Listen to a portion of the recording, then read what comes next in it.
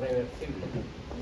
Hoy día nos toca ver los otros dos tipos, lesión celular irreversible, ¿no? Que es lo que va a corresponder necesariamente a lo que llamamos nosotros necrosis o muerte celular, ¿no? Y también vamos a ver alteraciones del crecimiento y desarrollo celular, que corresponde a lo que han visto en práctica, ¿no? A lo que es lesiones persistentes. En la lesión celular irreversible, como definición, siempre se menciona de que es aquella en la cual la agresión o la lesión celular perdura durante más tiempo o bien la lesión incrementa su intensidad, ante lo cual la célula ya no va a poder reaccionar, ¿no? Los cambios celulares ya no van a ser posibles para que pueda volver a su normalidad la célula. Entonces la célula muere, entonces llega a un punto de no retorno, ¿no? Y eso se conoce con el nombre de necrosis. Cuando hay muerte celular por acción de una noxa se le llama necrosis, que necesariamente, ¿no?, debemos diferenciarlo de otro tipo de muerte celular, que es la apoptosis, ¿no? La apoptosis por lo general se va a considerar cuando la célula cumple su ciclo de vida, ¿no? Y a eso se le llama muerte celular programada. Lógico que va a sufrir una serie de cambios, pero en ese tipo de muerte celular, que es la apoptosis, no hay necrosis, no se efectúa el proceso de necrosis, ¿no? Entonces, ¿qué va a suceder? Los restos celulares que van a quedar de la destrucción por apoptosis de esas células va a ser fagocitada por los macrófagos, ¿no? Los macrófagos de nuestro organismo entonces se encargan de limpiar todos los restos celulares que quedan por una muerte por apoptosis. Por eso es importante los macrófagos, ¿okay? No vamos a tener acúmulo de células muertas dentro de nuestro organismo. Lo que no es así cuando hay necrosis. Cuando hay necrosis sí queda evidencia, queda el tejido totalmente necrosado, que lo vamos a poder reconocer con los cambios que se producen y sobre todo a la microscopia.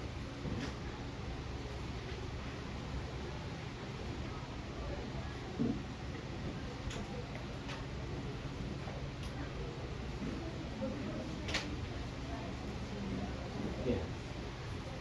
¿Qué es lo que sucede en la apoptosis entonces? Vamos a tener una célula que cumple su ciclo de vida, ¿okay? Entonces van a degradar su ADN en forma progresiva, también las proteínas nucleares y también las proteínas citoplasmáticas se van a ir degradando progresivamente. Y eso es evidente porque vamos a ver de que el núcleo celular se vuelve muy pequeño o puntiforme y se vuelve hipercrómico. Por eso un cambio de la apoptosis es esto: hipnosis e hipercromía nuclear. ¿Se acuerdan ustedes de los estratos de nuestra piel? O de un epitelio poliestratificado plano no queratinizado.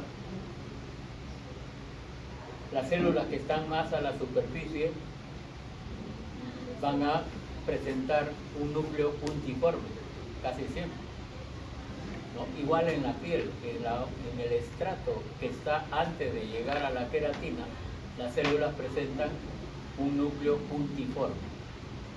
Eso indica de que la célula está a punto de morir. Y la queratina es el acúmulo de células muertas de nuestra piel, ¿no? Células que ya no tienen núcleo ni tampoco otra estructura. Queda el molde. No es que sea por necrosis, sino que se da por apoptosis, ¿okay? Y igual en el epitelio que no tiene queratina, la capa más superficial llega a tener su núcleo puntiforme y después va a morir, ¿no? Pero esa capa se vuelve a recuperar con la presencia de las células que vienen de las capas más inferiores. Por eso es que tiene una singular importancia la capa basal. Y por esa razón se le llama también el estrato germinativo, estrato basal o germinativo, porque a partir de esas capas nuevamente se forman las demás células de las capas superiores, ¿no? Entonces, la pignosis y la hipercromía nuclear es un paso de la muerte por apoptosis. Pero también en el núcleo sucede la cariorexis, cuando el núcleo se destruye, ¿okay? Que es la cariorexis, ¿okay? Y luego viene lo que es la cariolisis, ¿no? La cariorexis, perdón, es cuando la cromatina se vuelve grumosa, ¿no? Que se disgrega la cromatina. Y la cariorexis sí es la destrucción del núcleo. El núcleo se destruye, ¿okay? Pero no solamente el núcleo, también el citoplasma se va a fragmentar, y eso da lugar a la formación de los denominados cuerpos apoptóticos, ¿no? Esos cuerpos apoptóticos son los restos celulares, ¿no? Lo que queda de la célula muerta. Y precisamente son los macrófagos los que van a fagocitar esos restos celulares, ¿no? Entonces, esa es la muerte por apoptosis, que es muy diferente a la muerte por lesión que vamos a conocer en cuanto a los tipos de necrosis. Bien. Los tipos de necrosis van a variar de acuerdo al aspecto físico que adopte la célula en relación al agente causal. Los dos tipos principales o fundamentales son los dos primeros. Uno, que es la necrosis coagulativa, y la otra, que es la necrosis licuefactiva, o también llamada colicuativa. ¿Okay? La necrosis coagulativa lo han visto ustedes en ocasión de ver en la práctica el infarto agudo de miocardio, ¿no es cierto? ¿Por qué es coagulativa? Porque se van a coagular en el interior de la célula las proteínas, ¿no es cierto? No se olviden, siempre es porque se coagulan las proteínas intracelulares. No es que se coagule la sangre, no. La causa puede ser una obstrucción del vaso sanguíneo para la necrosis de ese tipo, ¿no? Pero no tiene nada que ver la coagulación de la sangre, sino lo que se va a coagular son las proteínas intracelulares. Por eso queda el molde, ¿no? El molde, en este caso, de la fibra miocárdica, ¿no? Y que muchos autores lo denominan como las células fantasmas en este tipo de necrosis. Queda molde totalmente rosado, sin núcleo, sin estrías, sin las uniones o los discos intercalares de las uniones de los miocardiocitos. Entonces se le denomina así, células fantasmas. Otros autores le dan el nombre de las clásicas células en lápida, siempre relacionado con muerte. ¿Okay? Entonces, podemos tener esa apreciación. Luego tenemos la necrosis licuefactiva. ¿Okay? Recuerden que todos nuestros tejidos, a excepción del tejido sanguíneo, todos son estructuras sólidas, ¿no es cierto? ¿Okay? Entonces, ¿qué va a pasar en este proceso de necrosis licuefactiva? Como el nombre lo indica, el tejido se va a licuar, se va a cambiar de estado físico, ¿no? Se licúa el tejido. Y eso sucede precisamente cuando se llega a formar pus, ¿no? La necrosis licuefactiva está caracterizada por el material purulento. Y donde hay pus, prácticamente el tejido ya no existe, ¿cierto? Entonces, esa es otra forma de necrosis, que lo han visto ahora en la práctica, ¿no? La formación de pus en la lámina que corresponde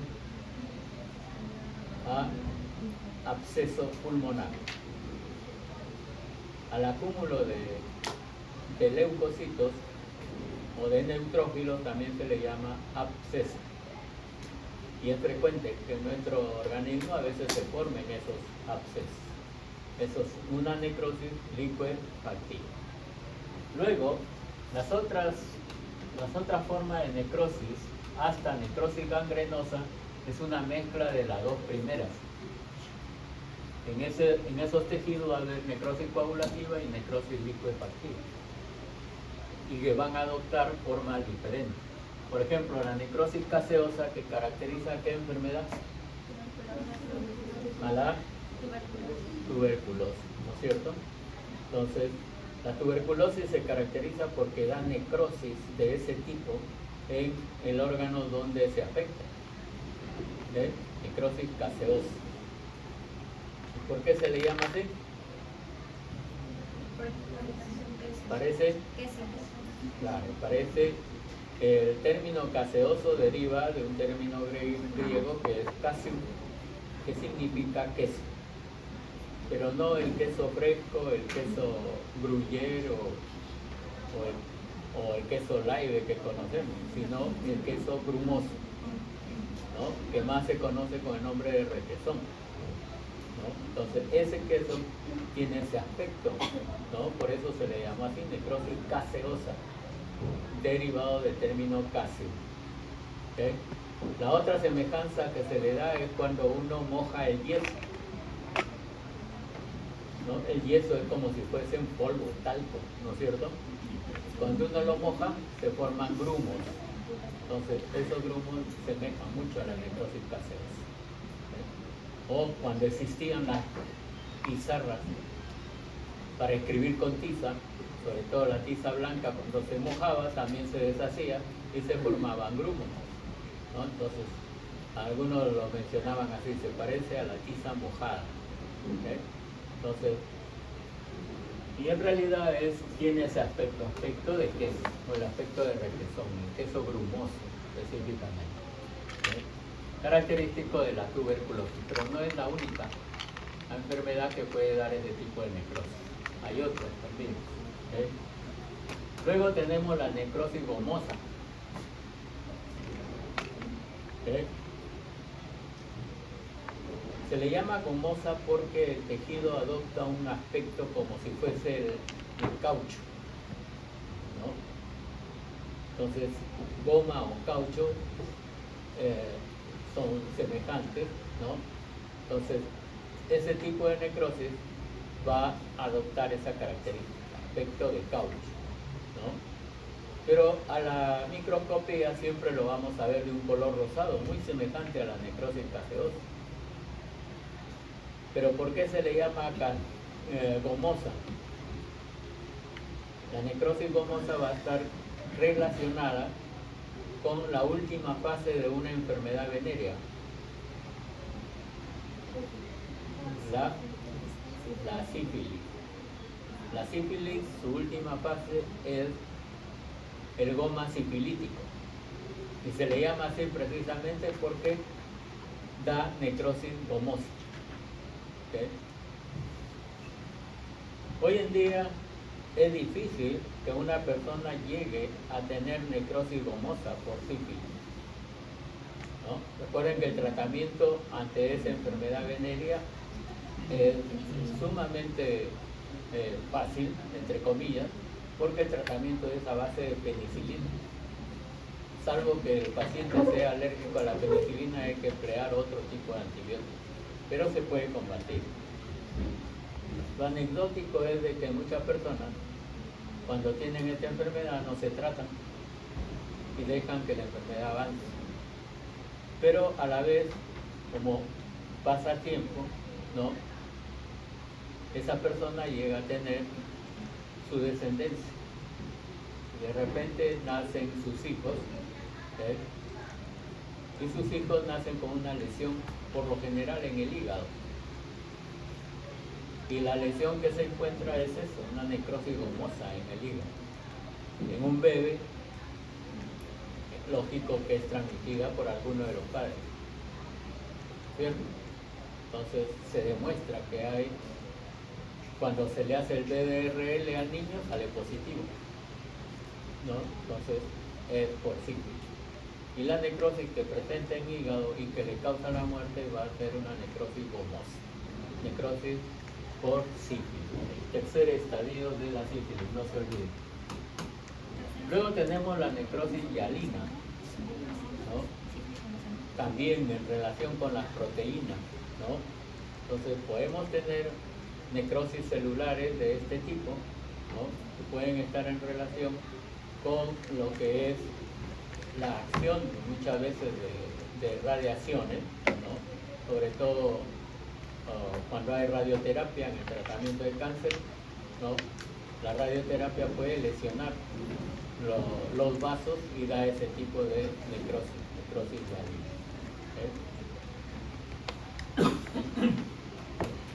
La necrosis gangrenosa sí la recordamos, que se presenta más en qué tipo de pacientes, en los diabéticos, ¿no es cierto? La gangrena diabética, por eso se le denomina de esa forma, ¿okay? ¿Pero qué viene a ser la necrosis gangrenosa?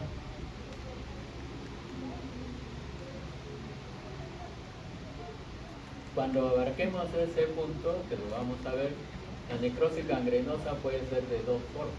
Uno, que sea una necrosis, una gangrena seca, y la otra que se denomina gangrena húmeda, ¿no? Son los dos tipos de gangrena, gangrena seca y gangrena húmeda, ¿no? Pero no vayan a responder ustedes cuando preguntemos por qué gangrena húmeda. No me vayan a decir porque una está mojada, la otra no. ¿Okay? Sino que está en relación a que si la gangrena seca solo se produce, ¿no? De hecho, por déficit de irrigación y de inervación. ¿Okay? Pero ¿qué pasa con la húmeda? En la húmeda se agrega una infección aguda, se agrega la presencia de pus. Por eso es gangrena húmeda, porque es una gangrena de tipo purulento. ¿Okay? ¿De acuerdo? Luego vamos a tener la necrosis grasa. La necrosis grasa sí es una necrosis totalmente diferente, ¿no?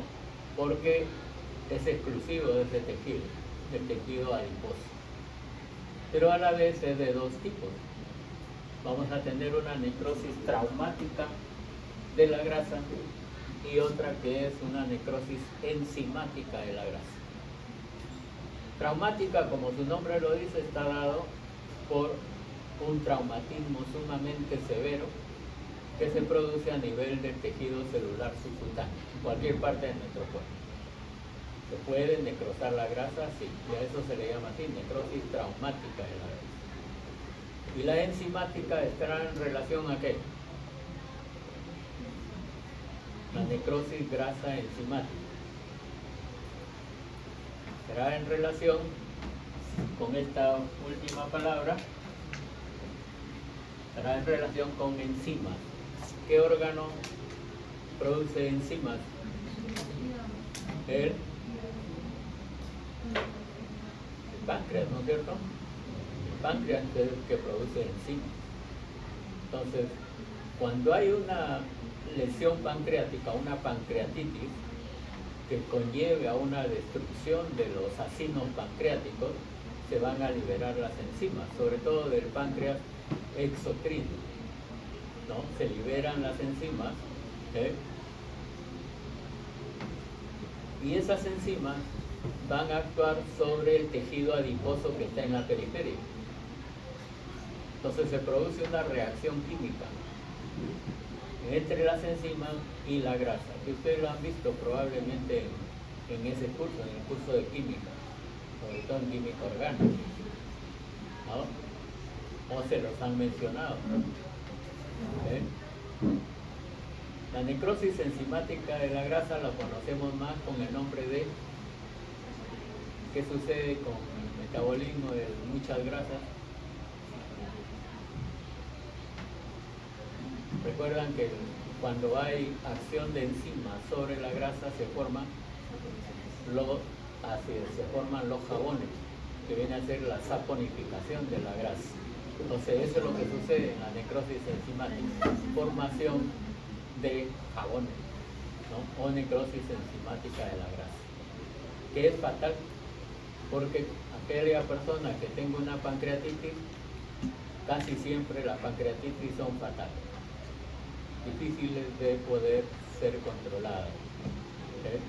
Entonces, van a tener ustedes una serie, aparte de la necrosis enzimática de la grasa, van a tener ustedes alteraciones en lo que viene a ser un proceso obstructivo de las vías pancreáticas y de la vía biliares, ¿no?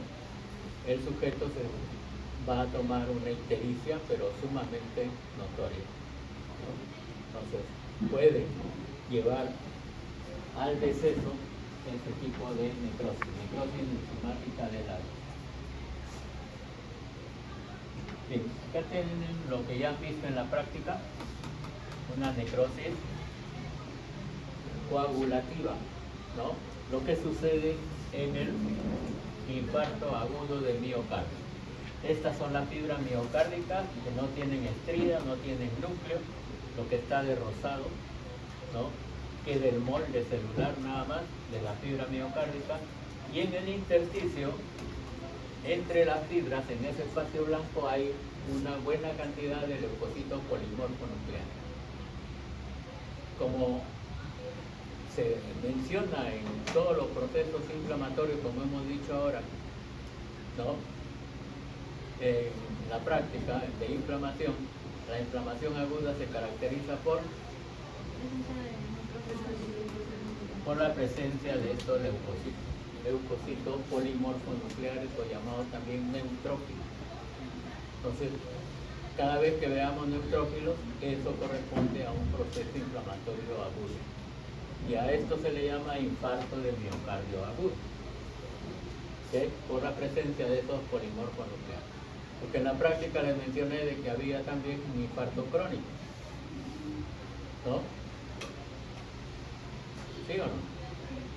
Entonces, el infarto crónico ya no va a ser de esa misma forma, sino si es que no se da el infarto en la cara vital del corazón, pueden existir infartos antiguos, ¿no?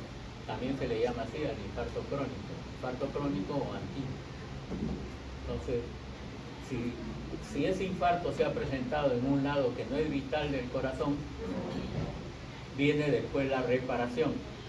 Como vamos a ver en este capítulo de inflamación, ¿no?, que estamos llevando desde ahora en la práctica, ustedes van a encontrar que hay un proceso de reparación tisular que se llama cicatrización. Entonces, esto va a cicatrizar. ¿Y cómo cicatriza? Con la presencia de tejido fibroso, ¿no? Entonces, eso representa un infarto antiguo, la presencia de tejido fibroso en el miocardio. Y lógico, como todo tejido conectivo, eso no se traduce en el complejo QRS de los electrocardiogramas, porque el tejido conectivo no conduce la electricidad, entonces no hay trazado.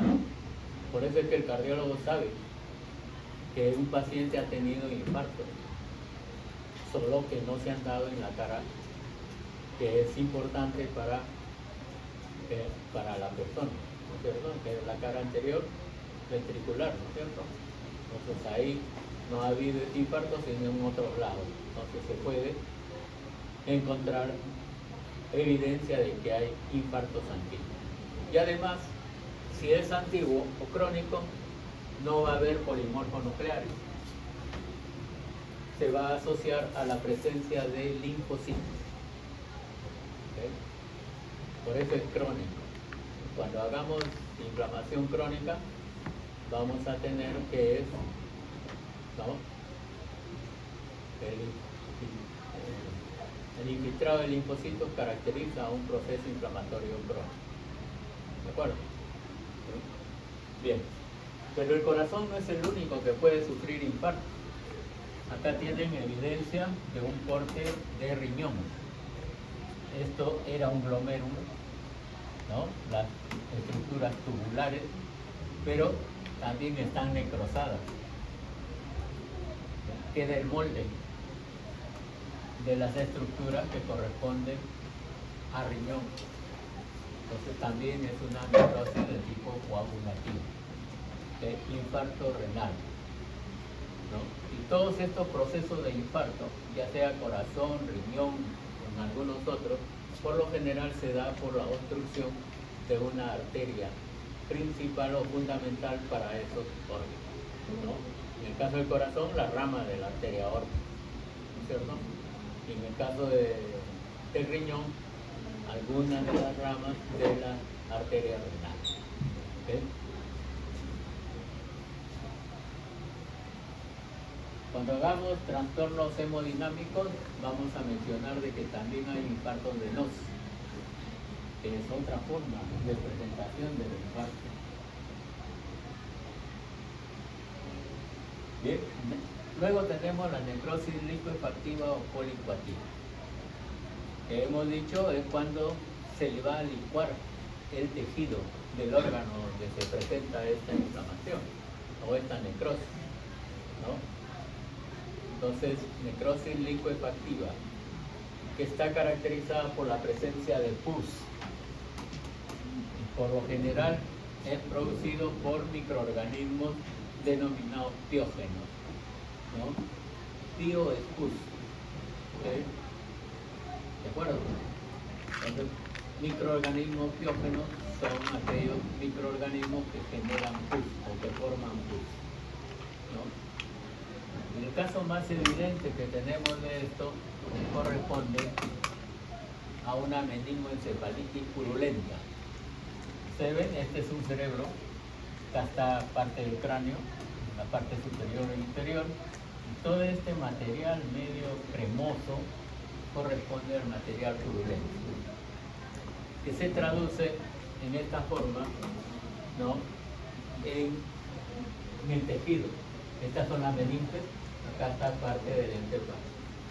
Acá todas las meninges están incluso ampliadas, ¿no? ¿Okay? O agrandadas, formado por una gran cantidad de leucocitos polimorfonucleares. Y a la presencia de esta pus, ¿no? O de gran cantidad de leucocitos polimorfonucleares, también se le da el nombre de exudado purulento.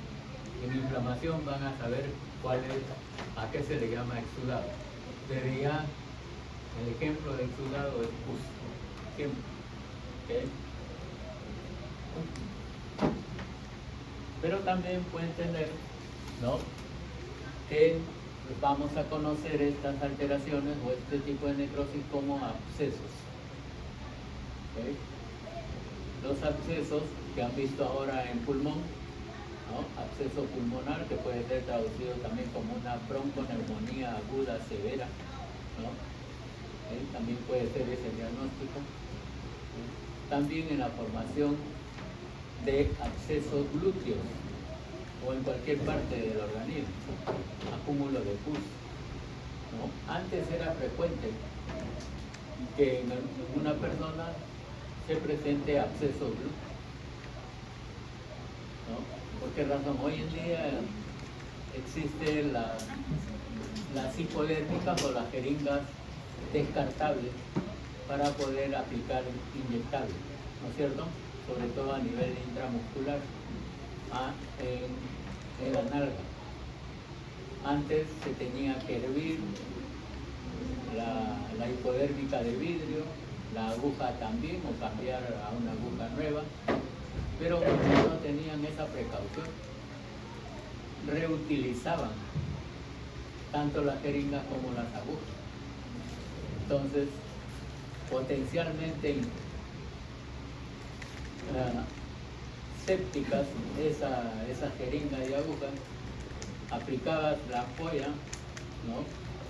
Y le transmitía los gérmenes y se creaba un absceso, ¿no?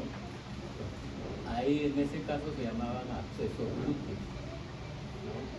Que habría que debridar, así se llama el proceso de eliminar la pus de un absceso, se le llama debridación.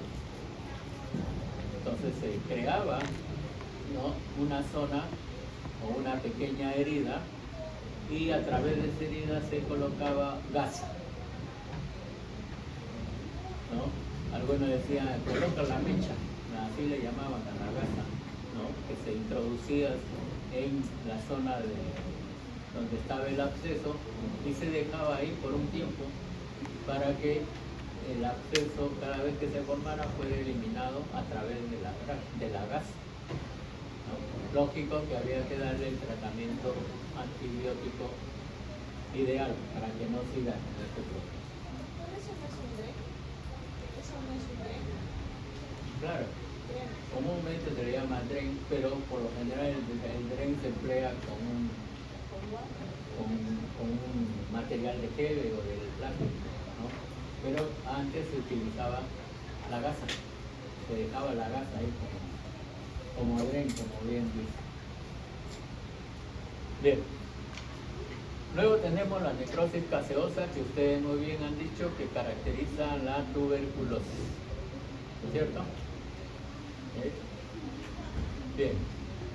La tuberculosis prácticamente es una enfermedad muy frecuente en nuestro medio, ¿no?, asociada a lo que es desnutrición y falta de recursos económicos. En otras palabras, asociada a la pobreza. ¿Okay? Entonces, esta niña tuvo este diagnóstico de una tuberculosis miliar. ¿Okay? Una tuberculosis miliar, que es una fase bastante avanzada de la tuberculosis, ¿okay?, pero de 3,5 meses de edad. ¿Por qué una tuberculosis tan avanzada a esa edad de los niños?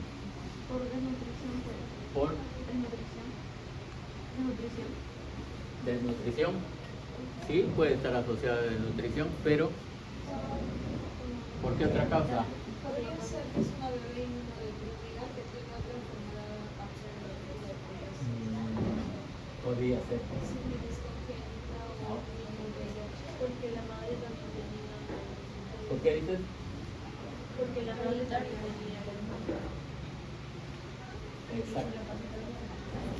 La tuberculosis se transmite a través de la barrera placentaria. Entonces lo ideal era pensar que la mamá tenía tuberculosis, porque muy poco tiempo, 3,5 meses para que desarrolle una tuberculosis de ese tipo. La tuberculosis miliar es cuando se disemina acá a la mayoría de órganos de nuestra anatomía, ¿no? Y ahí ya no hay cura, irremediablemente se produce la muerte. Y siempre menciono este caso, ¿por qué razón? Observen acá, los dos pulmones totalmente tomados, el pericardio también, el hígado con estos puntitos también son granuloma tuberculosis. Pero eso es lo que vemos acá. Pero los intestinos, sobre todo el intestino delgado, también estaba tomado, y riñones también. Todo sembrado de tuberculosis, ¿no? Le menciono esto, repito, porque esto fue un caso de presentación por el Día de la Medicina en el hospital donde laboraba. Prácticamente escogieron este caso porque fue hasta el momento, sin hacerle la autopsia, no tenían diagnóstico.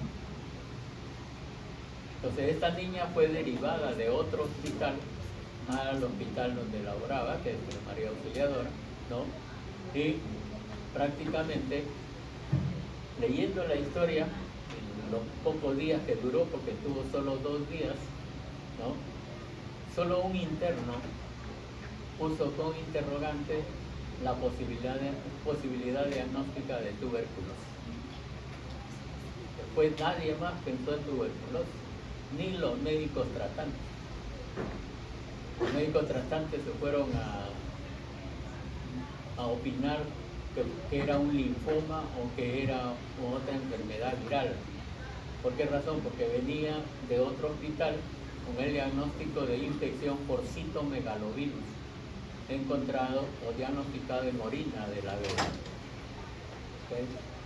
Pero además la niña tenía una herida a nivel del párpado inferior del ojo derecho que con el cultivo resultó que era infección por pseudomonas, ¿no? Entonces, esos dos datos se tenían, no se tenían mayores datos. ¿Okay? Y como les repito, nadie dio con el diagnóstico. Nos tocó hacer la autopsia, menos mal que la mamá aceptó que se haga la autopsia, ¿no? Porque siempre, como les dije en un inicio, ¿no? En los hospitales, tanto de salud como de seguro social, se requiere siempre la autorización del familiar más directo para hacer la autopsia. En este caso aceptó la mamá, que también, dicho sea de paso, era madre soltera y tenía otros 2 hijos mayores que la bebé, ¿no? Entonces, esto fue hallazgo de autopsia, ¿no? Que prácticamente nos confirmó de que era una tuberculosis miliar, ¿no? Por la diseminación. Y esto es lo que caracteriza a la tuberculosis: la formación de granuloma con centro necrótico gaseoso, ¿no? La presencia de células gigantes, células epitelioides alrededor que son macrófagos modificados, ¿no? Esta es una necrosis gaseosa bastante amplia, y la presencia de otras células gigantes. Después de la autopsia, prácticamente le hicimos la coloración de BK a la niña. Este fue el resultado de la coloración en tejido de BK, del bacilo de Koch. ¿Cuáles son los bacilos? ¿Ah? ¿Cuáles? Así es. Todos estos de color rojo, todos esos son los bacilos, los bastoncillos. ¿Se imagina la cantidad? Ahí ya no había cruces que ponerlo, porque a veces se pone 2 o 3 cruces. Pero en tejido basta encontrar un solo bacilo para que sea diagnóstico, ¿no? Ahí había más. Entonces, sumamente positivo, ¿no? Una niña de escasos meses de nacida con una tuberculosis a todo dar. Entonces, con ese informe se llegó al hospital de origen y asistencia social, encontró nuevamente a la madre y a los otros 2 niños y tuvieron que hacerle el depistaje de tuberculosis. Los 3 positivos. Entonces, la tuberculosis, como bien dijo su compañera, transmitida por línea materna, para que llegue a ese estadio en el cual está. La tuberculosis muchas veces se llega a diagnosticar en inicio por el crecimiento de los ganglios cervicales. Este es un ganglio totalmente necrótico también. Y eso nos indica que es un ganglio con presencia de tuberculosis. Y hay que hacerle el BK y hacerle el despistaje total en pulmones a ese paciente. ¿Y esto qué órgano es?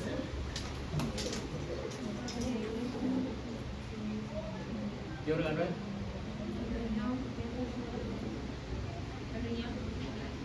Está cortado, ¿eh? Mitad, mitad.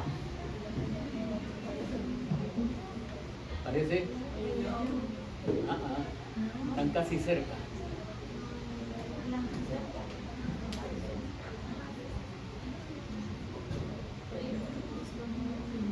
Es un órgano del sexo masculino.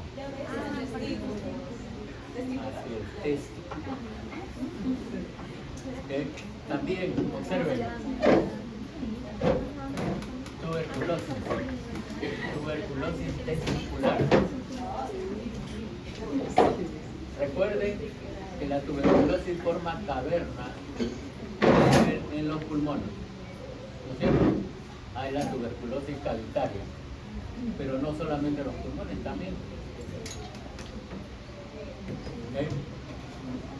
Y a propósito, ya algunos me han dicho, ¿no? Lo que le di, el modelo de historia para hoy día, ¿qué era?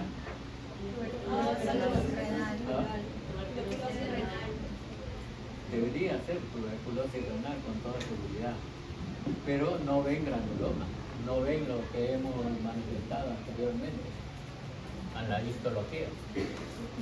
¿Cierto? ¿Ah?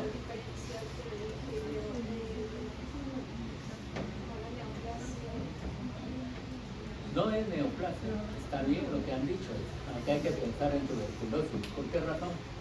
Porque todo el riñón está destruido por la necrosis gaseosa. Esa es la evidencia de la necrosis gaseosa, así se ve, ¿no? Entonces, lo que se informa ahí, como no vemos granuloma, característico de tuberculosis, informamos sobre todo que hay una necrosis gaseosa total del riñón, compatible con tuberculosis o consistente con tuberculosis, porque es lo más frecuente. Le hicimos BK, el BK también salió negativo. Cuando hay mucha necrosis gaseosa, hasta los bacilos se mueren, no salen, no hay evidencia. Entonces, por eso quienes han puesto tuberculosis o necrosis gaseosa están en lo cierto. Ese es. Y está bien si es que han llegado a ese diagnóstico. ¿Por qué razón? También le puse el mismo ejemplo, el mismo caso a otro grupo de alumnos, ¿no? Y como había puesto ahí como único dato que tenemos es neoplasia maligna de riñón, todos se orientaron a contestar neoplasia maligna renal, ¿no? Pero no era así. ¿Okay? ¿Sí? En el caso de la tuberculosis, hay un examen que es el PPD. ¿Sí? El PPD, digamos, si sale negativo, significa que nunca has estado expuesto a la tuberculosis o que en ese momento no tienes tuberculosis. Bueno, el PPD tiene esa interpretación, que el sujeto no ha estado expuesto o en relación con algún paciente tuberculoso. Pero también tiene otra significación, Si eres alérgico a la que es que está inmunodeprimido. Y en los inmunodeprimidos afecta más la tuberculosis, que es el caso de esta bebé. ¿Por qué estaba inmunodeprimida? Uno, de nutrición, que era lo más probable. Otro, tenía infecciones sobreagregadas. La infección a pseudomonas afecta más a inmunodeprimidos. La infección por citomegalovirus también. Entonces, esta niña iba a tener infecciones de todo tipo, ¿no? La tuberculosis es la que lo lleva a ese extremo. Pero recordemos también cuando hagamos la parte de inmunopatología. La tuberculosis es un ejemplo del cuarto tipo de reacción inmunológica. Ahí lo vamos a ver nuevamente. Vamos a mencionar la tuberculosis como una de las enfermedades inmunodeprimidas, ¿no? Que da inmunosupresión en nuestro organismo. ¿Bien? ¿Bien? Luego tenemos la necrosis gangrenosa, que es lo que habíamos mencionado, ¿no? ¿Okay? Hay necrosis lipoefactiva y necrosis coagulativa, pero hay que interpretar que hay dos tipos. Uno que es la gangrena seca, ¿no? En la que predomina la necrosis coagulativa, que es esto, la evidencia, ¿no? Y la otra que es la gangrena húmeda, en la cual se asocia infección purulenta, presencia de pus, ¿no? Y esto es frecuente, como bien han dicho ustedes, en los diabéticos, ¿no es cierto? ¿Qué sucede con el diabético para que desarrolle este tipo de lesión? La irrigación por lo mismo de la neuropatía y la irrigación, bueno, el aumento de la concentración en la sangre llega un momento en que impide que la circulación sea, y el retorno también sea correcto a nivel de los niveles inferiores. ¿Pero por qué? ¿Qué pasa?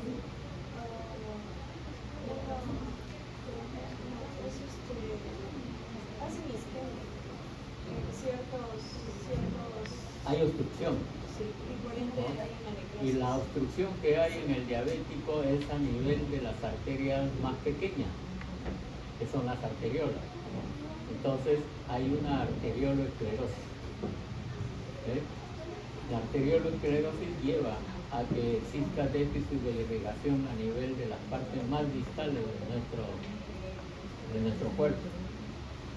Pero a la vez, en estos pacientes hay alteraciones de la conducción nerviosa. Tampoco hay neuropatías. ¿Eh? Entonces, acuérdense bien, un tejido para que se desarrolle normalmente necesita de una buena irrigación y de una buena inervación. Siempre. Si falla alguno, hay alguna alteración. En este caso fallaron los dos, gangrena, ¿no? Obstrucción y falta de inervación, el tejido con mayor facilidad llega a morir. ¿Okay?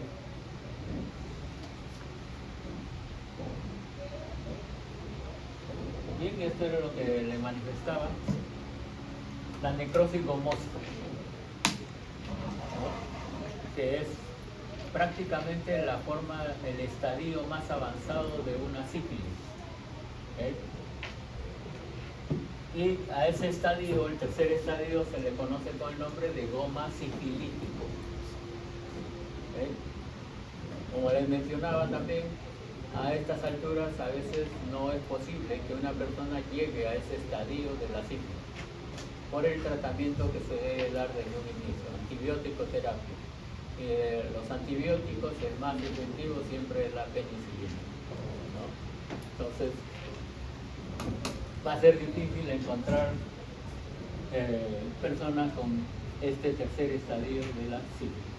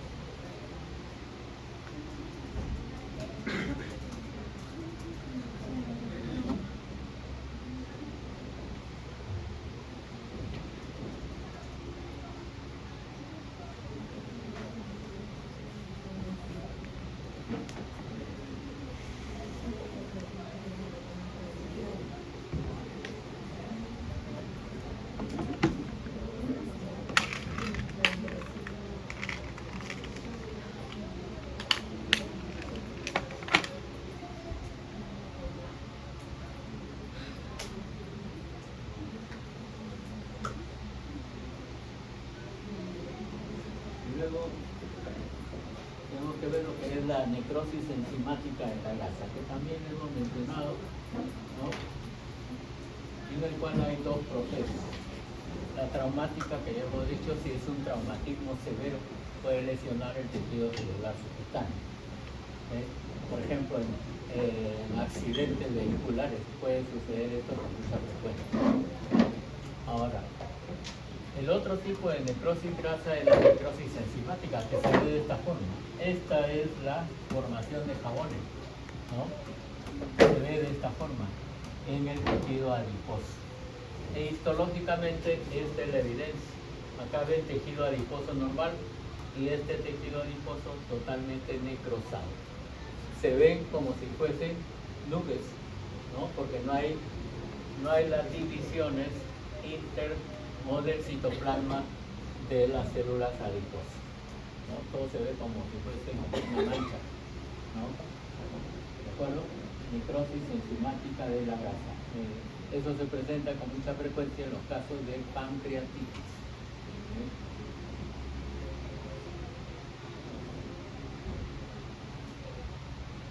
Bien, ¿alguna pregunta hasta ahí en lesiones irreversibles?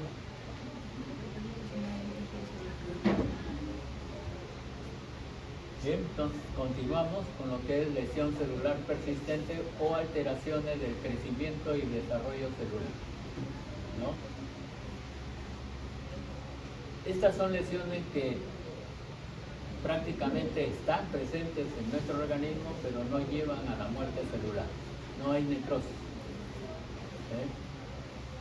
Y más bien se les conoce así como alteraciones del crecimiento y desarrollo celular. Y en esos procesos vamos a tener nosotros la hipertrofia, que ustedes la han visto en práctica, ¿no? La hipertrofia cardíaca, caracterizada por un aumento de la fibra miocárdica y también aumento del tamaño del músculo. Eso a la microscopía. Pero cuando lo vemos macroscópicamente vamos a ver de que el corazón está más grande de lo habitual. Entonces lo que calificamos como cardiomegalia, ¿cierto? La hipertrofia del corazón. Luego tenemos la hiperplasia. La hiperplasia, lo recuerdan bien ustedes, que es el incremento en el número de células de un organismo. ¿Okay? Estos dos procesos se pueden presentar en forma fisiológica y en forma patológica, ¿no? Por ejemplo,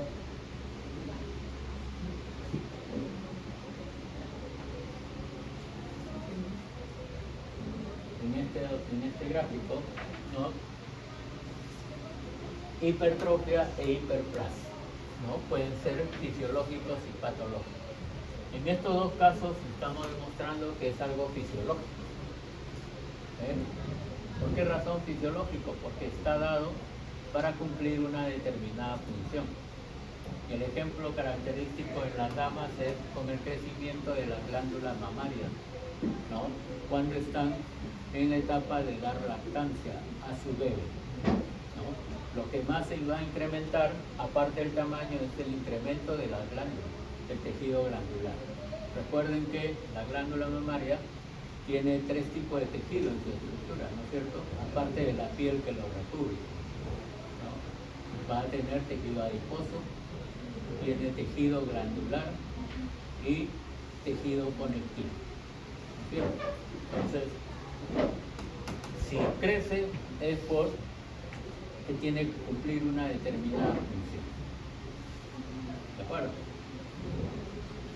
También se presenta igual en el crecimiento de las masas musculares en las personas que hacen deporte, sobre todo en aquellos que hacen levantamiento de pesas. Los fisicoculturistas desarrollan muy bien su masa muscular y tienen que estar en ejercicio constante, siempre, si es que no quieren ver que sus masas musculares otra vez disminuyen, ¿no? Porque una vez que disminuye el ejercicio, nuevamente las masas musculares vuelven a su nivel de normalidad. Entonces puede haber estas dos alteraciones por causas fisiológicas para cumplir una determinada función. Pero podemos tener también por causas patológicas,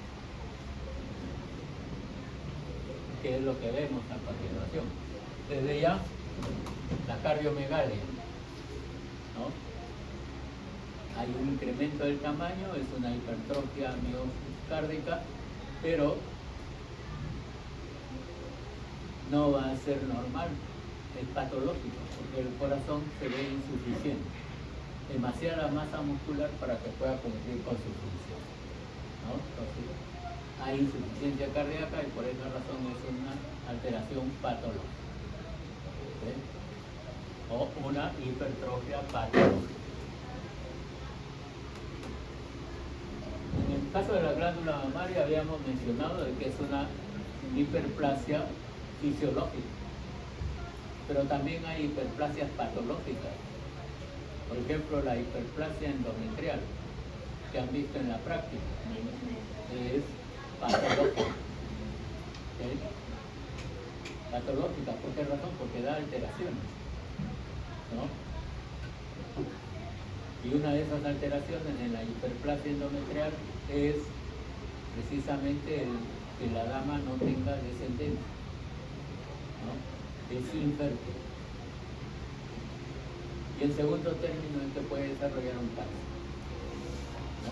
Cuando se presenten células aumentadas en número, pero totalmente diferentes unas de otras, por llamadas también atípicas. ¿Okay? En este caso el ejemplo es de un pólipo hiperplásico. ¿Okay?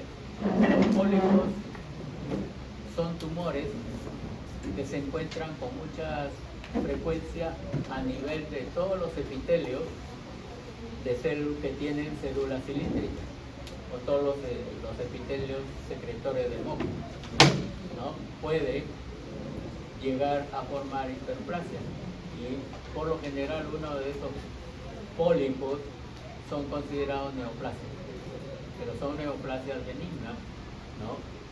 Que pueden causar alguna alteración, ¿okay? Sobre todo en relación con la función que cumple el órgano, y en muchos casos ustedes van a recordar que hay una poliposis heredofamiliar que se presenta en el intestino, que se presenta en varios miembros de una misma familia, ¿no?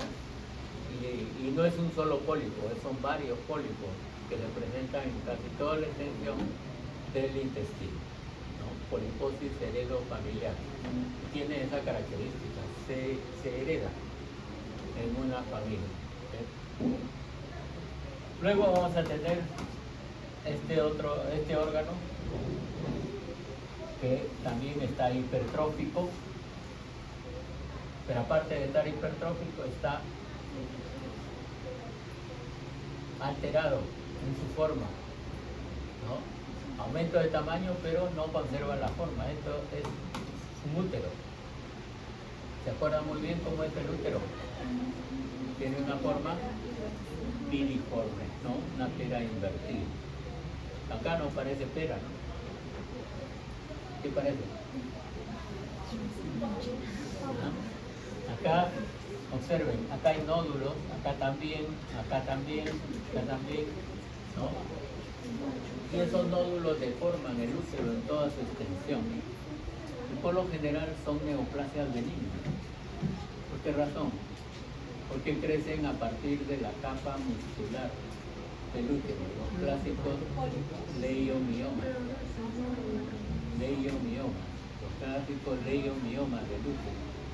Tal es así que si ustedes revisan Netter, van a ver un esquema en el cual el útero tiene una serie de nódulos, ¿no? Y cuando se ven los nódulos en la superficie, algunos autores lo llaman a ese útero como la clásica bolsa de papas. ¿Ustedes han echado papas en una bolsa? ¿Cómo saben que llevan papas? Porque la bolsa está totalmente irregular, ¿no? Una serie de protrusiones en la superficie de la bolsa se asemeja mucho cuando un útero tiene múltiples leiomiomas. ¿Okay? Y así le llaman, la clásica bolsa de papas. Y en la parte clínica, muchas veces también podemos detectar de que un órgano está agrandado. En este caso, el hígado, ¿no? Hay una hepatomegalia, reborde costal inferior llega acá, pero el hígado ha aumentado notoriamente. Y aquí también el vaso, ¿no? El vaso y el hígado no se deben de palpar, ¿no? Cuando está normal, no se palpa. ¿Por qué razón? Porque el hígado debe estar inmediatamente un poco por encima de la costilla más inferior, ¿no? Y el vaso igual está más hacia atrás, ¿no? En el otro hipocondrio, y no se palpa.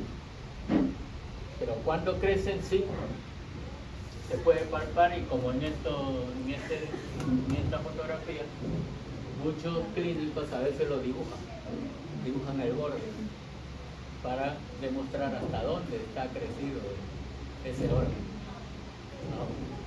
Entonces, si crecen los dos, se le denomina hepatoesplenomegalia, que siempre se asocia a la presencia de enfermedades infecciosas abdominales en el paciente.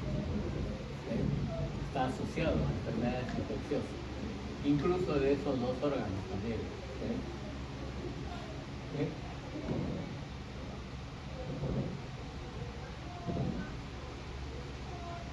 Una alteración que muchas veces lo van a poder encontrar en algunos recién nacidos, que es la agenesia, ¿no? En este caso, agenesia de la masa encefálica. A es sin, génesis, origen, sin origen, no hay cerebro, ¿no? Entonces, anencefalia también se le denomina, no tiene cerebro, y eso no cursa con sobrevivencia, ¿no? Los niños tienen unas pocas horas de vida a lo mucho y después fallecen, porque no hay cerebro, ¿no? Pero algunos dicen de que pueden llegar a ser presidentes si sobreviven, ¿no? ¿Cierto o no? ¿Sí? Y esto era lo que mencionábamos. Si se trata de una agenesia de un órgano único y vital, incompatible con la vida, que es el ejemplo. Tampoco nadie puede concebir de que alguien nazca o no tenga corazón, ¿no? La chica dice, sí, hay muchos que no tienen corazón, ¿no? Pero sobreviven. También hay agenesia de otras estructuras de nuestros órganos. La anodoncia, una persona que no tenga dientes, ¿no? Y eso es prácticamente desde el nacimiento, muchas veces, ¿no? Esperan la edad que deben brotar los dientes y no pronto. Entonces, eso es una anodoncia. ¿Okay? También existe lo que se denomina como amelia, ¿no? Cuando falta un miembro superior o inferior, ¿no? Nadie se llama amelia aquí, por si acaso, ¿no? Amelia. Después, focomelia, cuando hay ausencia de parte de un miembro. En este caso, puede ser ausencia de la mano.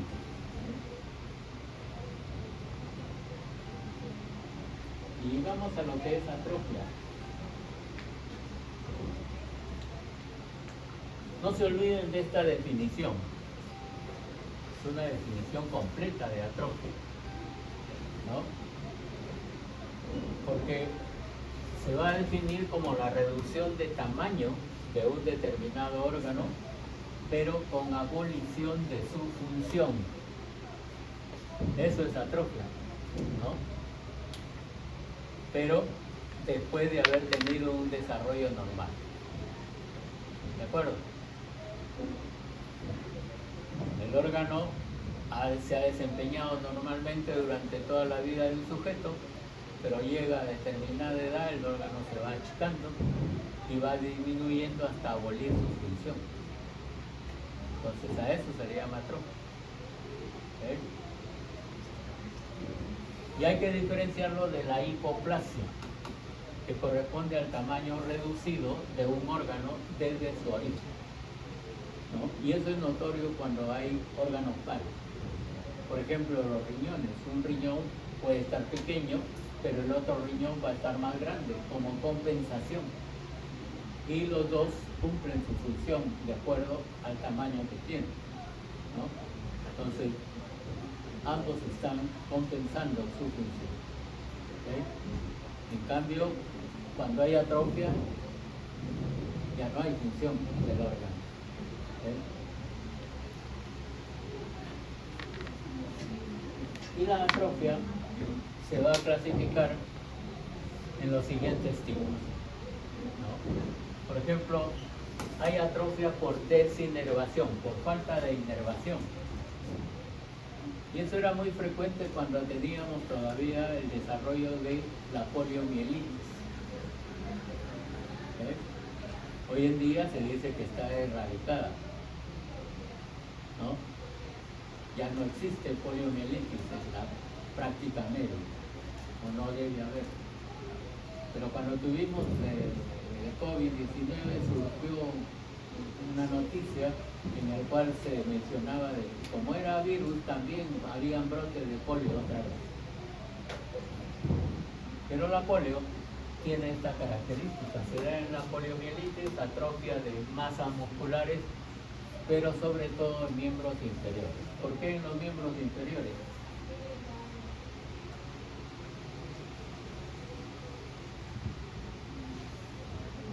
Queremos que no se vuelva a presentar esta poliomielitis porque ¿dónde va a atacar si ataca los miembros inferiores? ¿Dónde va a atacar el virus? ¿Ah?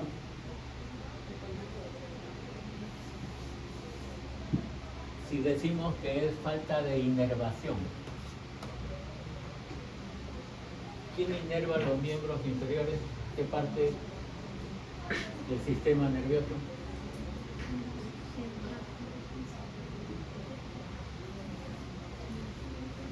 Que van a inervar los miembros inferiores son los axones que salen de la médula espinal de la región lumbosacra, ¿no es cierto?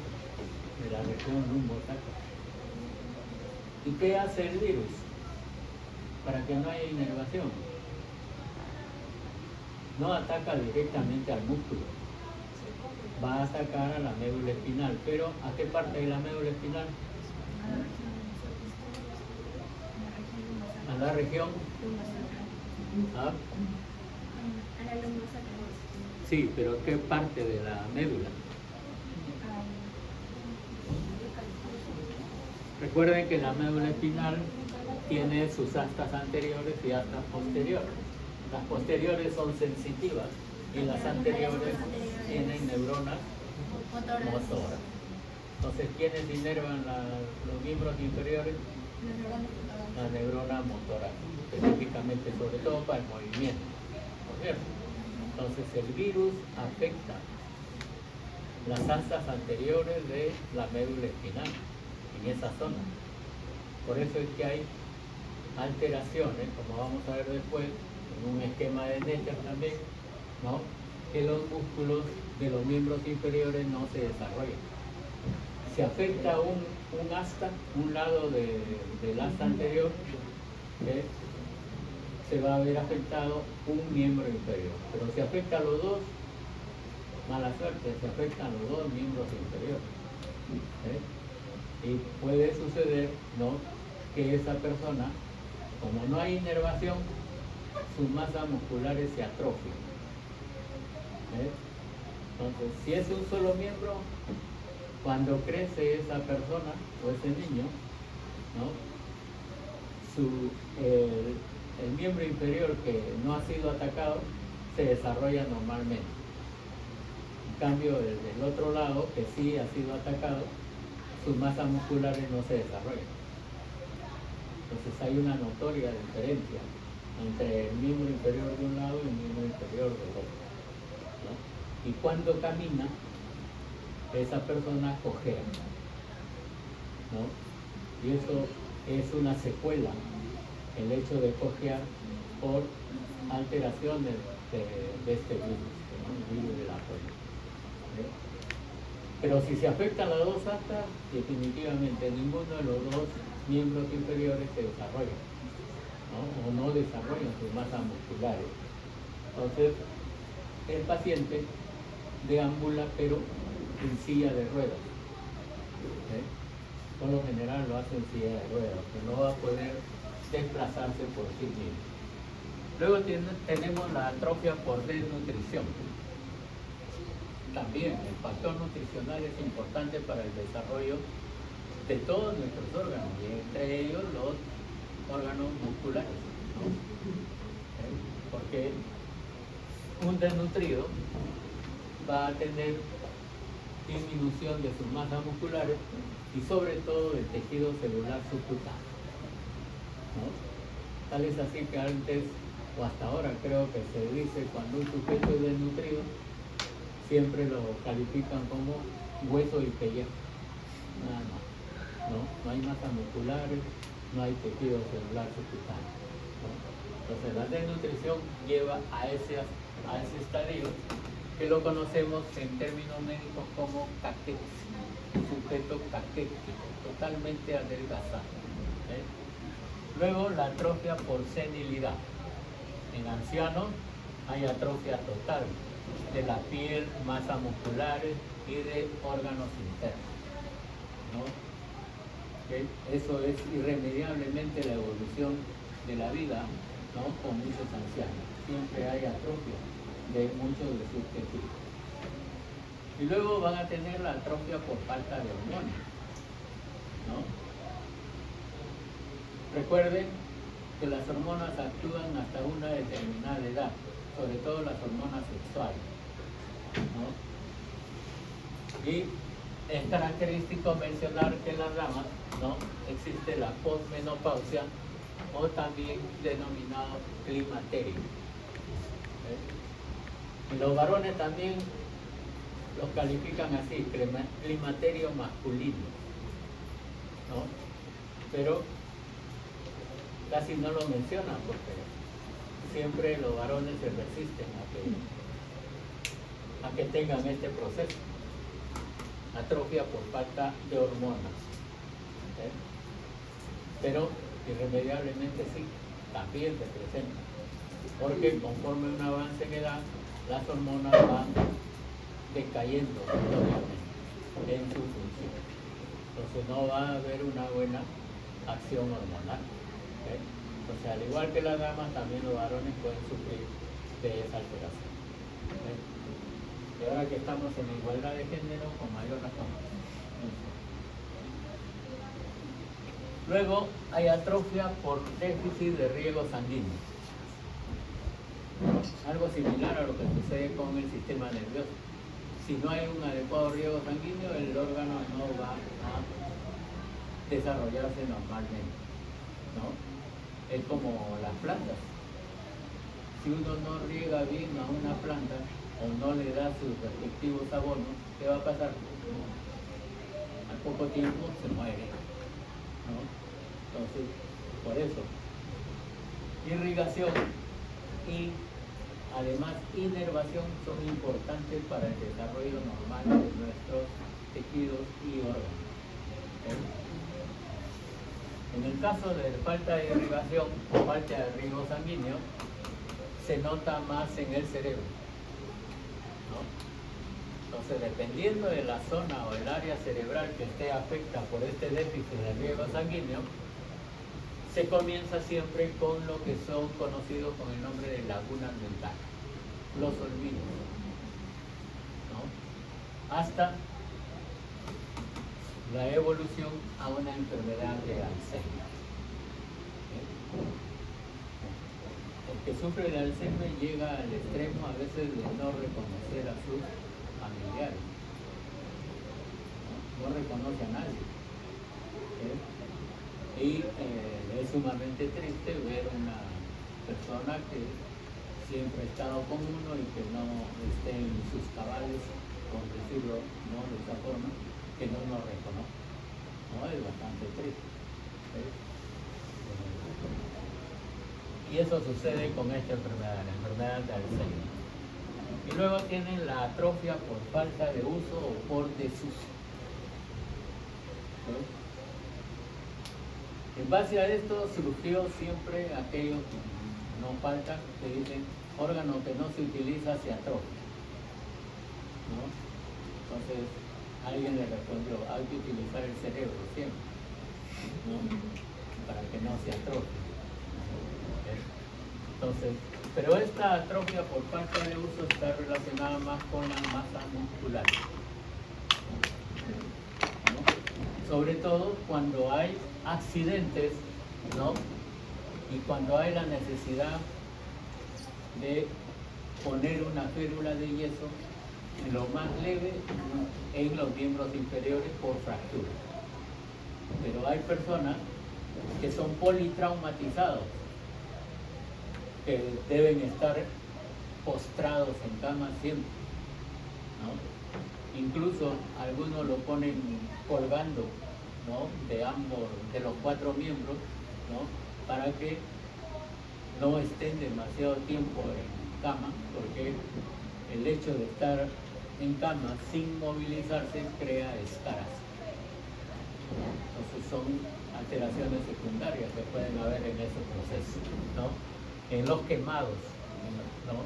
También en los desahuciados, en los sujetos que ya están casi en la final, totalmente postrados, ¿no? Entonces se atrofian sus masas musculares, no hay ejercicio, están totalmente prácticamente en decúbito dorsal, obligados, ¿no? Por un tiempo prolongado, y sus masas musculares progresivamente van a ir disminuyendo. Entonces, órganos que no se utilizan, en este caso los músculos, no se desarrollan, se atrofian. Tienen estos gráficos,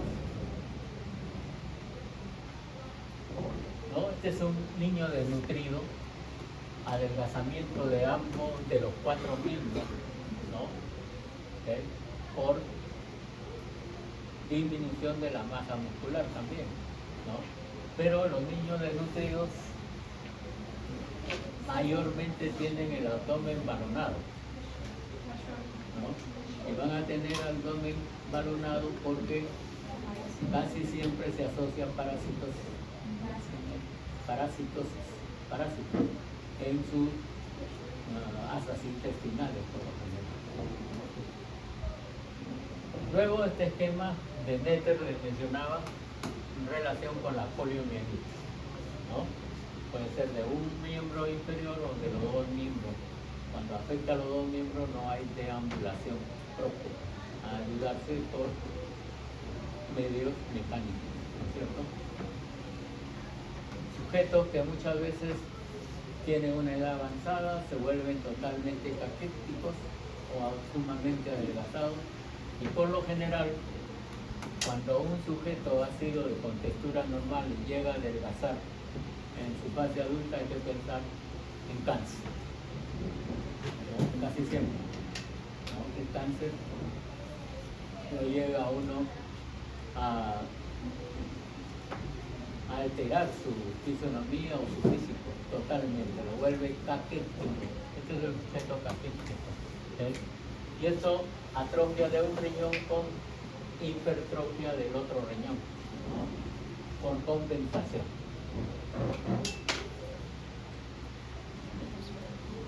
Y llegamos a los términos que nos van a relacionar con lesiones premalignas. ¿Sí? Con esto creo que terminamos.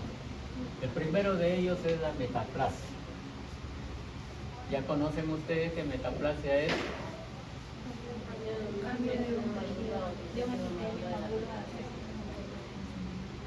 tengan en cuenta esto: cambio de un tejido maduro por otro también maduro, pero de la misma estirpe. ¿Qué queremos decir de la misma estirpe? Un epitelio cambia por otro tipo de epitelio, siempre. Un tejido conectivo va a cambiar por otro tipo de tejido conectivo. También puede haber metaplasia de tejido conectivo, ¿no? Y esto es lo que observaron ustedes con mucha frecuencia en histología, que es el clásico esófago de Barré. Creo que no le hemos puesto, de epitelio poliestratificado plano no queratinizado, cambia a un epitelio intestinal, cilíndrico, ciliado, con células caliciformes, ¿no? Por eso cambia a un epitelio intestinal. Es el clásico esófago de Barré. ¿Okay? ¿De acuerdo? Esto también se puede presentar en forma diferente o opuesta entre el endocervix y el exocervix. Puede haber metaplasia del endocervix. Ahí sucede al revés. Este epitelio se convierte en un epitelio poliestratificado plano, sin queratina, ¿no? Entonces hay metaplasia del cuello uterino o del endocérvico en este caso. También puede haber metaplasia intestinal, ¿no?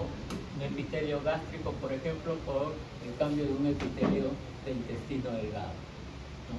A eso le llaman metaplasia intestinal también, pero que sucede en el estómago.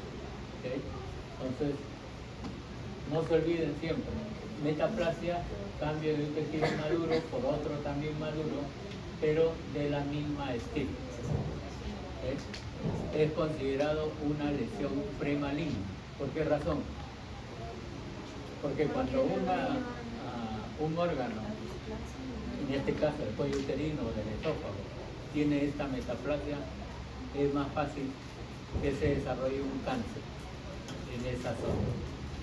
¿Okay? Por esa razón la metaplasia es una lesión pre-neoplasia. ¿Okay? Luego tenemos la displasia. ¿Okay? Como está definido acá, son cambios que se producen en una célula normal para llegar a convertirse en una célula anormal o atípica. Es decir, de una célula normal se vuelve una célula cancerosa. Pero esos procesos van prácticamente no son bruscos. En el caso de la displasia vamos a tener displasia leve, que está en relación con el crecimiento del núcleo, ¿no? En relación con las otras células de su misma capa. ¿Okay? Vamos a tener displasia moderada cuando se asocian otros cambios, ¿no? Por ejemplo, cambios en la forma del núcleo, cambios en el borde nuclear, una mayor condensación de la cromatina, ya es un cambio que se va a conocer con el nombre de displasia moderada. Y la displasia es severa cuando la célula cambia totalmente su forma. Y el decir displasia severa quiere decir atipia celular. A la displasia severa va a denominarse a sus células como células anormales o células bizarras. Es decir, no conservan nada de lo normal, son totalmente diferentes. Que es lo mismo que mencionar que hay atipia celular. La atipia celular es característica del cáncer, ¿no? Por eso es que el cáncer no se asemeja en nada a la célula originaria de un tejido, ¿no? Son totalmente diferentes. Por esa razón se le llama atipia, no atípica.